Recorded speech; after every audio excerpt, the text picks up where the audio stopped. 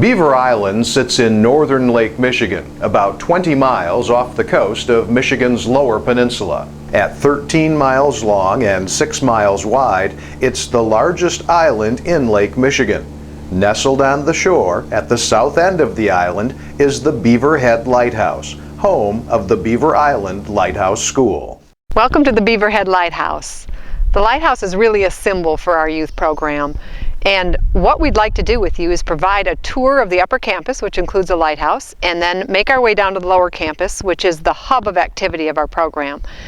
But I think I'm getting a little ahead of myself. With every tour, we have to start on the mainland. Most trips to Beaver Island begin about 30 miles to the southeast in the town of Charlevoix in the northwestern part of Michigan's Lower Peninsula. That's where you'll find the 2 airlines and the ferry service that provide transportation to the island. Welcome aboard the Emerald Isle. The Beaver Island Boat Company carries passengers, cars, and freight to the island. The trip takes about 2 hours, and the boat runs in almost any kind of weather. Ferry service is available from about mid-April to late December. They don't run during the winter because of ice. At the Charlevoix Airport, you'll find Island Airways and Fresh Air Aviation. Both provide daily flights to Beaver Island year-round. Sometimes we'll take the boat, sometimes we'll take the plane, and today we're taking the plane with Fresh Air Aviation. Regardless of what method we go over, it's a beautiful trip, and no worries, I have your tickets. It's a small airline, but it's very professional in its scope. All the precautions that we take are identical to anything you'd find anywhere else on a much larger scheme. It can be a little bit of a daunting task for those that have never experienced small plane flying. That's our first challenge that we meet when we meet a new customer. Once we get hold of them for a few minutes, they get the idea that we know what we're doing and that there's nothing going to be in jeopardy. Fresh Air's equipment is all instrument equipped, GPS approach type instrumentation. So even when the weather is not quite this nice, we can land out here when the weather is typically like 500 feet and a mile visibility. That could be a combination of fog, rain, cloud, whichever.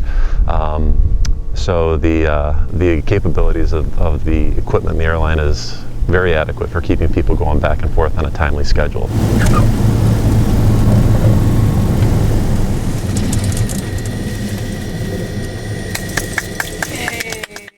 Now we've just landed in that short flight from the mainland to Beaver Island. I'm so happy you're with us.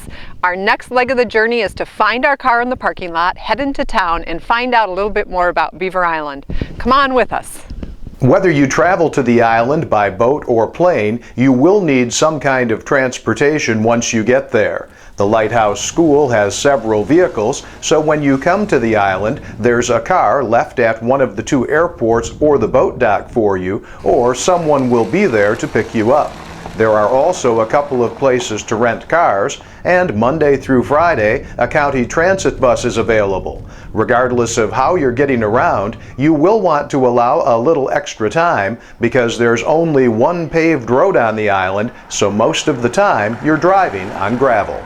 Now, the tradition on Beaver Island is every car that goes by you wave. That's how they know you're a local. When you arrive in St. James, the only town on the island, one of the buildings you pass is the Beaver Island Historical Society, where you can learn about the island's rich history. The first island residents were Native Americans. In the 1800s, whites began settling on the island, attracted by its harbor, good fishing, and forests that provided wood for passing steamers. A unique part of the island's history occurred in the late 1840s when James Strang, a Mormon who broke away from the main part of the Mormon Church, formed a colony on Beaver Island. He had himself crowned king and created America's only kingdom. But Strang was assassinated in 1856, and all his followers were forced to leave the island. Many of the people who came to Beaver Island after that were Irish immigrants. Descendants of those immigrants still live on Beaver Island, which to this day is known as America's Emerald Isle. Beaver Island is home to about 550 year-round residents, but that population swells to 5,000 or 6,000 at the peak of the summer tourist season. It's the most remote inhabited island on the Great Lakes, but you wouldn't know that when you're driving around town. When you do, you'll see Beaver Island has a school, a post office, a health center, and a sheriff's office. There's also a gas station, hotels, restaurants, gift shops, and a golf course. 3 underwater cables to the mainland provide electricity, and large generators on the island provide backup power. There are also phones and high-speed internet available on pretty much the entire island. As you can see, St. James is like any small town, and we're in front of the grocery store right now, which is a very well-known name on the island. It's a 5th generation owned grocery store, and who better to tell us a little more about the island than one of the owners? It's a fabulous place to raise a family. It's a very caring community. Everyone looks out for each other's children. There's no crime to speak of here because you're so isolated. Where are you going to go? It's just a fabulous place. There's a great school here, a nice medical facility, everything that we need. While much of the activity on Beaver Island is centered around town, the Lighthouse School is at the other end of the island. So getting there means a 15-mile drive that takes about half an hour, or maybe a little longer in the winter. Since the school has a lighthouse for a landmark, it's pretty easy to find. Well, we've had a chance to learn about the island and its history, and we made our way back to the lighthouse. Now we'll continue the tour of the historic structures and lower campus. The Beaverhead Light sits on a bluff overlooking Lake Michigan. It was built in the 1850s and over the years was renovated and added onto. The light was decommissioned in 1962 and replaced by a radio beacon. The Coast Guard deeded the site over to Charlevoix Public Schools in 1975 for $1. Well, what we currently use the facility for is some staff housing and for guest speaker housing. The first floor of this lighthouse is one large apartment. It's basically a 2-bedroom apartment, and it has a full bath, full kitchen, living room, and a little office in there, and that houses our site supervisor. The upstairs consists of 2 different apartments. One of the apartments is used by the education specialist, the mainland administrator for the facility, and that is basically what I use. And then the third apartment is what we use for either staff getaway or any guest speakers that we bring over from the mainland. They will stay in the third apartment as well, which is a 1-bedroom apartment that's equipped with a full kitchen and bathroom. The actual lighthouse tower doesn't have any kind of living space, but it is open every day for public tours. What you're seeing here is the landmark of this complex. This is our lighthouse. This is the main attraction as the visitors and guests of the island come and tour this facility. Everybody can climb the tower. It's open to the public. One of the main things people question when they climb the light tower is how many steps will I be traveling? Let's find out. You'll notice that this tower is not as tall as many that are found on the Great Lakes. This tower was built on a bluff overlooking Lake Michigan, which enabled it to only have to be 46 feet tall. As we make the final leg of our journey through the steep steps, through the porthole, we get up to the observation deck of this lighthouse. I asked you down below the question of how many steps will we be traveling. This lighthouse consists of 49 steps. 49 steps at 46 feet tall. Where we have now is the top of the lighthouse, where the public is able to enjoy this wonderful view and see a couple of the barrier islands that surround Beaver Island. The lighthouse and its view attract plenty of attention from visitors to the Lighthouse School, but most of the activity involving students takes place at the adjacent lower campus. While the lighthouse looks a lot like it did 150 years ago, most of the buildings at the lower campus are relatively new. Work started here in the late 1970s when students helped build tent platforms so they had a place to live in the summer. Those platforms are still in use. Students also helped build the 3 cabins that provide the year-round housing at the school. Other projects have included the renovation of an old building that is now the kitchen and dining hall, and the construction of a pole building that became the Academic Center, or AC. Just like the name implies, that's where you'll find one of the Lighthouse School's classrooms and the computer lab. This is our computer lab here at the Beaver Island Lighthouse School. This is 10 out of our 15 computers that we have. We do have a very active computer use here on the island. We have a computers class where they do everything from PowerPoints with animated GIFs and different types of pictures in them, to websites which they could use, and it could be practical if they were to be their own small business owner. But also we have a publications class that uses these computers to create a Microsoft Publisher newsletter every session and to create our yearbook on. So we are very much using this technology, and it's greatly appreciated here on this campus. Along with the computer lab and classroom, the academic center also houses a rec room, staff offices, a laundry room, and 2 female bathrooms. The wood-fired boiler that provides heat for the entire lower campus is there too, along with a large firewood storage area. Students help cut, split, and stack the wood every summer. They also stoke the boiler during the winter. Right next to the AC, you'll find a fully equipped wood shop, which is used by students in the school's Youth Build program. The dining hall and kitchen are in another building on the lower campus. Students take turns in the kitchen, helping the school's chef with meal preparation and cleanup. They also take culinary classes.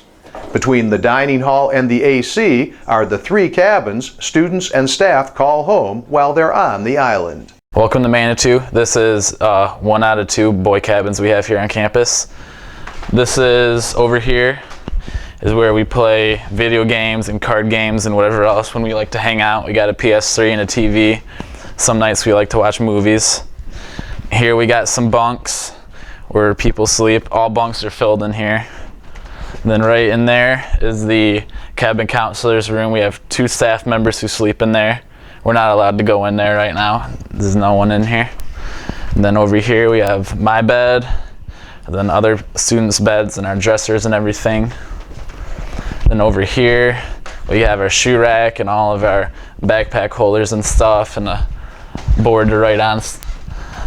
And then this way is our bathroom. In here we have 2 showers, 2 stalls. We have our own washer and dryer and 2 sinks of our own. Welcome to the Drummond cabin. We have 6 of us female. This is the female cabin. We have 6 of us, 3 in each room, with the staff member upstairs in the loft. In this room, 3 of us stay in this room.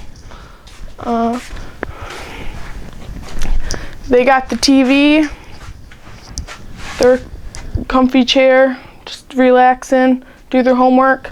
This is my room. In our room, we love to cook our popcorn. We got our microwave. We cook popcorn about every night. We just sit around, talk. Got a tub of food, our comfortable chair. We don't have a bathroom in here, so we take our showers out across into the AC. We got 2 bathrooms over there. 4 of us can take a shower at a time. There's 4 stalls, 3 bathroom stalls, and 4 sinks. We all try sharing, keeping each other company over there. Along with the cabins, dining hall, and AC, the lower campus also includes the historic fog signal building right on the shore of Lake Michigan. It's been completely renovated and is now used as a classroom. So right now we are, well, as far as I know, one of the select schools that are fortunate enough to have a science classroom down on the shores of Lake Michigan. What we have is a natural classroom that surrounds this building, and then we have inside, we have our desk and equipment that we can use to facilitate that. So this is a very advantageous location for science and biology and that type of instruction. Students at the Beaver Island Lighthouse School spend a lot of time in and around the buildings at the lower campus. They start the day at 8 a.m. with breakfast and then go to their 2 morning classes. After lunch, they have another class, followed by 45 minutes of physical activity time and 2 more class periods before dinner at 6. Students get a short break after dinner, then it's on to night English or study hall. They're back in their cabins by 9:30 and get about an hour to unwind before going to bed. But the Beaver Island Lighthouse School is more than just a place where students live and go to class. They're also involved in a variety of other activities. Besides helping with things like cooking, cleanup, and firewood, The students also have daily physical activity time. There's also a regular schedule of outside speakers and other activities. In addition to all that, there's a student leadership council where the students work with the staff council on school policies and procedures. All of the extra activities help the students learn about healthy living, self-improvement, communication, community, and responsibility. By spending so much time together, students develop close relationships with each other and the staff. It really becomes a strong community, a strong family, and the trust that builds between the students and the staff is really, I think, what allows it to be so far different. When you're here, it becomes family. You become at home. You're only here for 60 days, but it feels like you've spent forever with everybody here, and it becomes to feel like family, and you're comfortable here, and everybody helps everybody. We are responsible for not only providing instruction in the classroom, but we act as cabin counselors as well. So that gives us a different role in the lives of students, one that most teachers are never able to have. And because of that, we're able to create a bond with the students that most teachers also never have an opportunity to make. It's not a school to me anymore. It's community, and then when we go inside the cabins, it's family atmosphere. All my cabin members are like brothers to me. I seriously would do anything for those guys. While their time on campus gives students a chance to build relationships, Beaver Island's remoteness and beauty also helps them learn about themselves. The beautiful part about this to me is that as the students start spinning off, as they get angry, as they get frustrated, we can pull them out of class, we can put them in a beautiful setting. Nature is very calming, and it's very easy to sit down with the student outside, listening to the birds, watching the water, and help calm them in that environment. Makes it much better. When you visit the Beaver Island Lighthouse School, you get to see all the elements that come together to make it a truly special place. But there's one more stop you need to make before the tour is complete, and to do that, you need to go back to the mainland. Every semester ends with a trip back to Charlevoix for a completion graduation ceremony. It's held on the mainland so the students' family and friends can attend. The graduates get their diplomas, and the other students receive certificates of completion. It's a time of celebration and also an opportunity for the students to reflect on what the Beaver Island Lighthouse School means to each of them. We're like one huge big family, and I've never had so many people who are so supportive of what I do, and it's just really nice. It's meant a lot to me. Great friends, great place, great staff, great everything. I'm just going to miss it a lot. I've been here for 5 semesters, and I would tell all your kids to come here. Like, it has impacted my life so much. The school really just built more of like a family trust bond. I mean, I didn't think that it was going to be like this. It's just great. What that school's done for me is what no one could ever have done for me. I will love that school forever and never forget it. The Beaverhead Lighthouse helped keep ships on course for over 100 years. Now it stands as the symbol of the Beaver Island Lighthouse School, a school that guides young people in the right direction and helps them chart a course for the rest of their lives.